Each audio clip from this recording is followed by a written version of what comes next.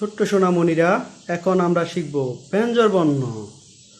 ক, খ, গ, ঘ, ঙ, ছ, ছ, বর্গীয় জ, জ, ঞ, ট, ঠ, ড, ঢ, মূর্ধন্য, ত, থ, দ, দ, দন্তান্ন, ক, খ, গ, ঘ, ঙ, ছ, ছ, বর্গীয় জ, জ, ঞ, ট, ঠ, ড, ঢ, মূর্ধন্য, ত, থ, দ, দ, দন্তান্ন।